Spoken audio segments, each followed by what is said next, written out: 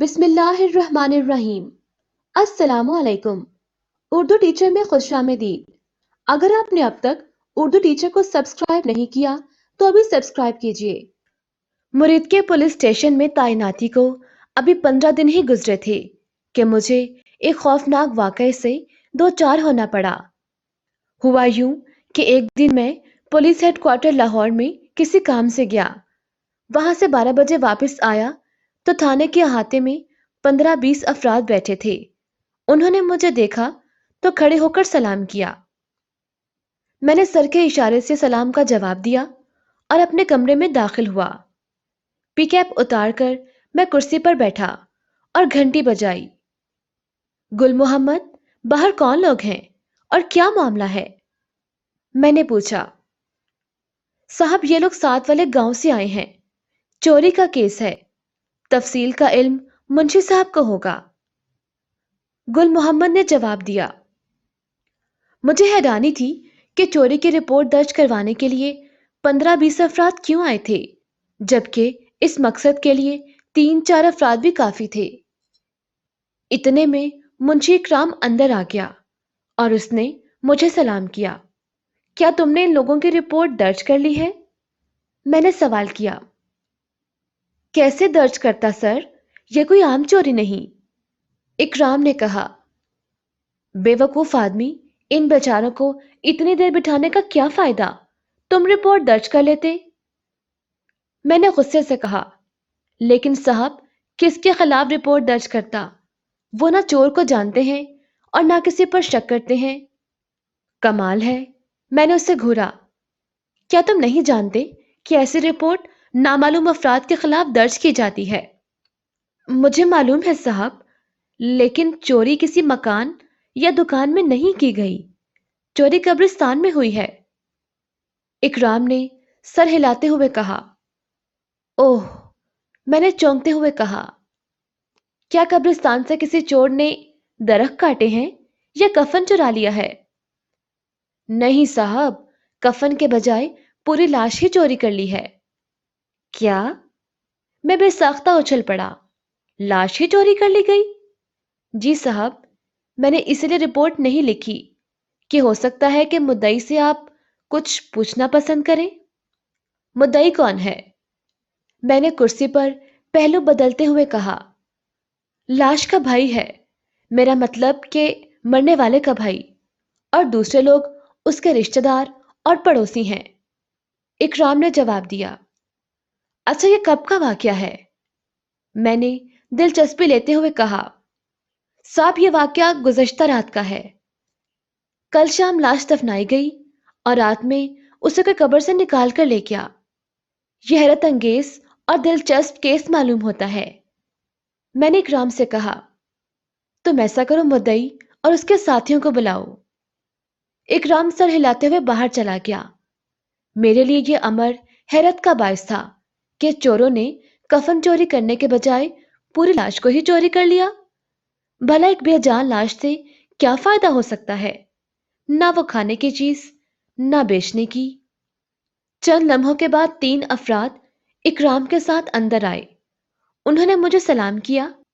میں نے جواب دیتے ہوئے ان کو بیٹھنے کا اشارہ کیا اور وہ بیٹھ گئے۔ ان میں 2 ادھیڑ عمر جبکہ تیسرا جوان آدمی تھا۔ صاحب جی، یہ مدعی ہے، اکرام نے نوجوان آدمی کی جانب اشارہ کرتے ہوئے کہا، اور یہ اس کے چچا اور ماموں ہیں۔ آپ کا نام؟ میں نے مدعی سے پوچھا۔ جی، میرا نام خیر دین ہے، ساتھ والے گاؤں میں میری پنسار کی دکان ہے، خیر دین جنرل سٹور۔ اب آپ بتائیں کہ قصہ کیا ہے، بلا جھجک ہر بات مکمل اور تفصیل سے بتائیں۔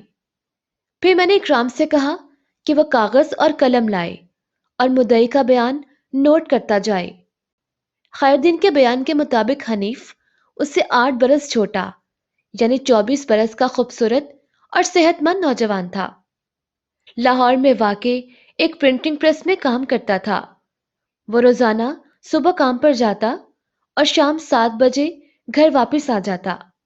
وہ 2 دن پہلے، یعنی مرنے سے 1 دن پہلے، صبح کام پر جاتے ہوئے گھر میں بتا کر گیا تھا کہ وہ آج رات کو فلم دیکھے گا، اس لیے گھر دیر سے واپس آئے گا۔ چنانچہ اس روز گھر والے اس کا انتظار کیے بغیر ہی سو گئے، لیکن ماں کو حنیف کی فکر میں نیند نہ آئی۔ خیردین نے رات کا ذکر کرتے ہوئے کہا کہ رات کے 12:30 بج گئے تو ماں نے مجھے جگا کر پریشان لہجے میں کہا، خیردین تمہارا بھائی ابھی تک نہیں آیا؟ میں نے گھڑی پر وقت دیکھ کر کہا کہ ممکن ہے ماں اس نے آخری شو دیکھا ہو، اس وقت شو ختم ہو چکا ہوگا اور حنیف واپس آتا ہی ہوگا، آپ فکر نہ کریں۔ میری ماں اپنے کمرے میں چلی گئی، لیکن مجھے نیند نہ آئی۔ 1 گھنٹہ اور گزر گیا مگر حنیف واپس نہ آیا تو مجھ کو بھی فکر ہوئی۔ اتنے میں ماں دوبارہ میرے پاس آئی، خیردین بیٹے حنیف ابھی تک نہیں آیا، خدا خیر کرے تم اس کا پتہ کرو۔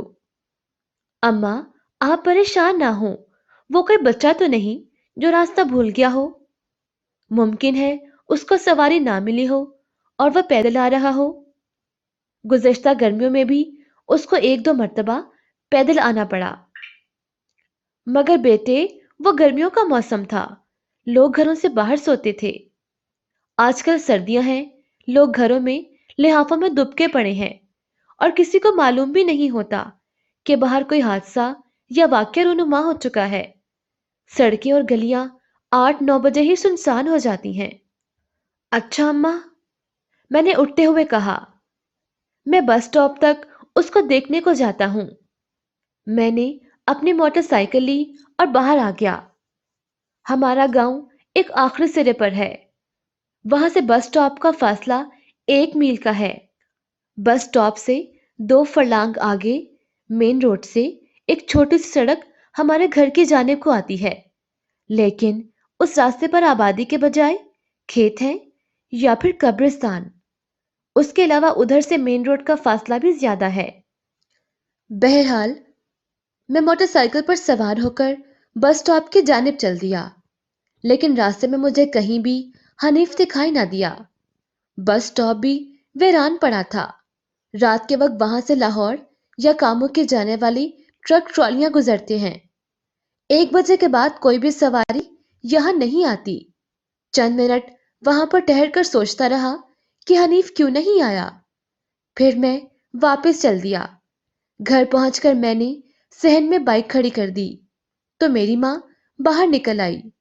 میں صحن کا دروازہ بند کر کے برآمدے میں آیا۔ کچھ پتہ چلا حنیف کا؟ ماں نے بے چینی سے پوچھا۔ نہیں اماں، بس سٹاپ تک دیکھ کر آیا ہوں، شاید وہ آج پریس میں ہی سو گیا ہے، ورنہ اب تک تو آ چکا ہوتا۔ لیکن ماں کو تسلی نہ ہوئی۔ میں اس کے ساتھ کمرے میں آیا ہی تھا کہ اچانک باہر کا دروازہ زور زور سے بجنے لگا۔ میں چونک کر پلٹا، نہ جانے کون تھا۔ حنیف تو ہمیشہ آرام سے دستک دیا کرتا۔ کون ہے؟ میں نے برآمدے میں آ کر بلند آواز میں پوچھا۔ اسی لمحے باہر سے ایسی آواز آئی جیسے کوئی بھاری شے زمین پر گری ہو۔ میں نے آگے بڑھتے دوبارہ پوچھا، لیکن کوئی جواب نہ ملا۔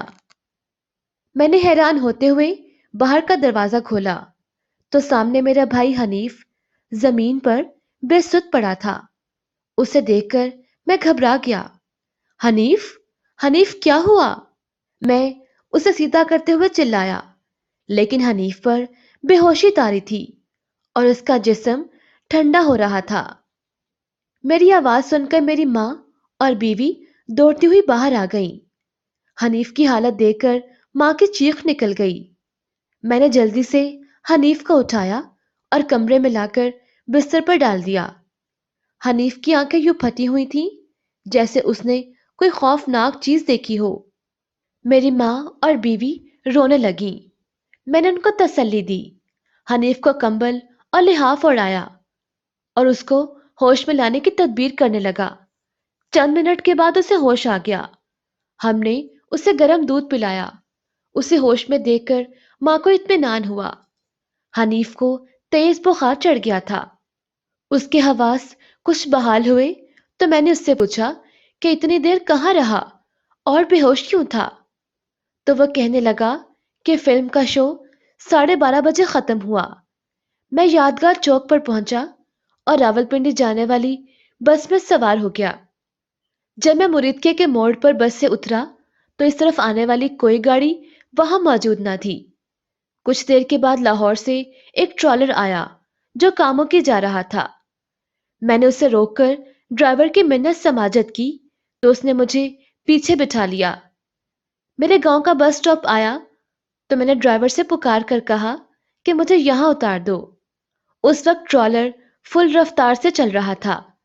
ہوا کے زبردست شور میں ڈرائیور نے پہلے میری آواز نہ سنی۔ جب میں نے دروازے پر ہاتھ مار کر متوجہ کیا تو میرا مطلب سمجھ کر وہ بریک لگانے لگا۔ اتنی دیر میں بس سٹاپ کافی پیچھے رہ گیا۔ میں ٹرک سے اترا اور ٹرک آگے بڑھ گیا۔ میں بس سٹاپ پر جانے کے بجائے قبرستان کے راستے پر ہو لیا۔ جو ہی میں قبرستان کے قریب پہنچا مجھے کسی کی آواز سنائی دی۔ سپہر 3 بجے میں اپنے ماتحتوں عدیل اور شبیر، جو کہ بالترتیب حوالدار اور انسپکٹر تھے، اور 2 ساتھیوں کے ساتھ گاؤں کے قبرستان پہنچا تو وہاں کچھ لوگ ایک میت کو دفنا رہے تھے۔ حنیف مرحوم کا بھائی خیردین بھی ان کے ساتھ تھا۔ میں اپنے ساتھیوں کے ساتھ جیپ سے اترا تو خیردین جلدی سے ہمارے قریب آ گیا۔ ہم اس کے ساتھ حنیف کی قبر پر پہنچے۔ میں نے قبر کا جائزہ لیا۔ قبر کی کھدائی ہوئی تھی۔ ایک جانب مٹی کا ڈھیر اور قبر سے نکالی گئی کچھ اینٹیں پڑی تھی۔ بلا شبہ وہ انسانی کارنامہ تھا۔ کسی نے بڑی احتیاط کے ساتھ قبر کشائی کی تھی۔ کیا کسی کی میت دفنائی جا رہی ہے؟ میں نے خیردین سے پوچھا۔ جی، ہمارا محلے دار تھا، 8-10 بجے انتقال کر گیا۔ خیردین نے کہا، 2 ماہ پہلے اس کی شادی ہوئی تھی۔ مجھے خیال آیا کہ لاشیں چرانے کا سلسلہ شروع ہو چکا ہے، تو ہو سکتا ہے کہ آج رات اس نئی لاش کو بھی چرایا جائے۔ تو ٹھیک ہے، آج رات پولیس یہاں پہرا دے گی، لیکن یہ بات خود تک محدود رکھنا، کسی کو بتانے کی ضرورت نہیں۔ رات کو 8 بجے میں نے سب انسپکٹر شبیر کو طلب کیا اور اس سے کہا کہ وہ وردی اتار کر سادہ لباس پہن لے۔ میں نے اسے اپنے پروگرام کے بارے میں بتا دیا۔ سرکاری پستول ہمارے پاس تھے، جبکہ میری ہدایت پر شبیر نے ایک ٹارچ بھی لے لی۔ جب ہم قبرستان میں پہنچے تو میری رسٹ واچ پر 10:30 بج رہے تھے۔ قبرستان 3 اطراف سے گھنی جھاڑیوں اور درختوں میں گھرا ہوا تھا۔ صرف سڑک کی جانب سے کھلا تھا اور لوگ یہیں سے آتے جاتے تھے۔ چند لمحوں کے بعد ہم قبرستان کے درختوں کے پاس پہنچ گئے۔ 15-16 قدم چلنے کے بعد ہم قبرستان کے اندر تھے۔ ہم اس جانب کی پہلی قبروں کے پاس رک گئے۔ یہ قبریں زمین سے 3 سے 4 فٹ اونچی تھیں۔ ہم دونوں ایک قبر کی آڑ میں رک کر قبرستان کا جائزہ لے رہے تھے۔ قبرستان پر خاموشی طاری تھی۔ میرا رخ اس قبر کی جانب تھا جس میں آج سپہر ایک نوجوان کو دفن کیا گیا اور خیردین نے اس کا نام امجد بتایا تھا۔ 11 بج چکے تھے۔ قبرستان میں سناٹے اور تاریکی کا راج تھا۔ آسمان بھی بادلوں سے صاف ہو گیا تھا، اس لیے ہم دور دور تک دیکھ سکتے تھے۔ سر، کیا یہ ضروری ہے کہ حنیف کی لاش چوری کرنے والے امجد کی لاش بھی نکالنے آئیں گے؟ شبیر نے آہستہ سے مجھے مخاطب کیا، لیکن سناٹے میں اس کی آواز بھی بہت تیز محسوس ہوئی۔ میں نے اسے مزید آہستہ بولنے کی ہدایت کی اور کہا کہ ضروری نہیں، لیکن ہمیں اس کیس کو حل کرنے کے لیے کچھ نہ کچھ تو کرنا ہی ہے۔ آج نئی لاش نہ بھی دفنائی جاتی تبھی حقیقت کو معلوم کرنے کے لیے یہاں تو آنا ہی پڑتا۔ مجھے امید ہے کہ امجد کی لاش نکالنے کی کوشش کی جائے گی۔ چند منٹ ہی گزرے تھے کہ شبیر کے حلق سے سرسراتی آواز آئی، سر؟ کیا ہوا؟ میں نے چونک کر تیزی سے اٹھتے ہوئے پوچھا۔ شبیر کچھ نہ بولا۔ میں نے سامنے کی جانب دیکھا تو رونگٹے کھڑے ہو گئے۔ امجد کی قبر سے 10-12 قدم دور سفید لباس میں کوئی چل رہا تھا۔ اس کا رخ امجد کی قبر کی جانب تھا۔ وہ سفید لباس कफन मालूम होता था जिसमें उसका सर और चेहरा ढका हुआ था। ये सोचकर मैं काम गया कि वह जिंदा इंसान के बजाय कोई बदरू या लाश है। सर, ये तो कोई बदरू है, शब्बीर ने कामती आवाज में सरगोशी की। उसी लम्हे मेरी नजर बाएं जानिब उठी और मैं चौंक पड़ा। उस जानिब से दो कफनपोश बदरूहें अमजद की कब्र की जानिब बढ़ रही थीं। शब्बीर सिमट कर मेरे करीब हो गया। उसका कंधा मेरे कंधे से टकरा गया और वह बुरी तरह कांप रहा था। उसके मुंह से हल्की हल्की आवाज निकल रही थी। शायद वातिल कुर्सी पर रहा था। इंस्पेक्टर काशिफ, दफतन मुझे अकब से किसी ने पुकारा और मैं बेख्तियार उछल पड़ा। पलटकर देखा तो कोई दिखाई ना दिया। टॉर्च रोशन मत करना इंस्पेक्टर, इसी में तुम्हारी भलाई है, उस आवाज ने कहा। कौन हो तुम? सामने आओ, मैंने हिम्मत करके कहा। मैं सामने आ गया तो दहशत के मारे तुम्हारा कलेजा फट जाएगा। जवाब में आवाज उभरी, तुम इतने बहादुर नहीं जितना बनने की कोशिश कर रहे हो। काशिफ, भाग जाओ यहां से और अपने साथी को भी ले जाओ, वरना सुबह तुम्हें इसकी लाश भी ना मिलेगी। आवाज फिर से सुनाई दी। तुम्हारा बस जिंदा इंसानों पर तो चलता है, लेकिन हम मादे जिस्म से आजाद हैं। न हमें गिरफ्तार किया जा सकता है और ना ही हम पर गोली असर करती है। तुम्हें यहां से निकलने के लिए 5 मिनट की मोहलत देता हूं। अगर इस वक्फे में तुम यहां से दफा ना हुए तो मजबूरन हमें अमजद के बजाय तुम्हारे खून पर गुजारा करना पड़ेगा।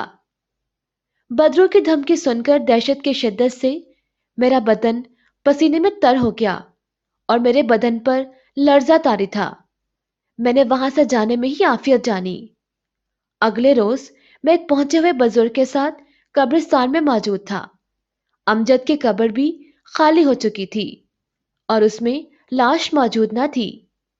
मेरे सामने बुजुर्ग ने एक दायरा बनाया और कुछ पढ़ने लगे। जैसे जैसे वो पढ़ते जाते वैसे वैसे कब्रिस्तान में चीखों की आवाजें बुलंद होती गईं।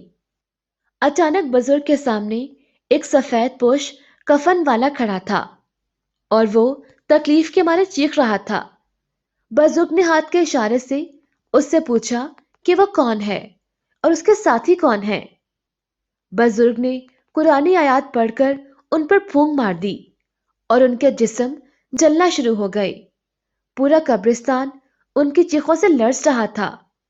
चंद लम्हों के बाद वहां पर राख का ढेर था, जिसको बुजुर्ग ने एक बोतल में डाल दिया और कहा कि वो इसे दरिया में बहा दे। इस तरह इस गांव से बदरूहों का खात्मा हो गया जो लाशों को चोरी करती थीं।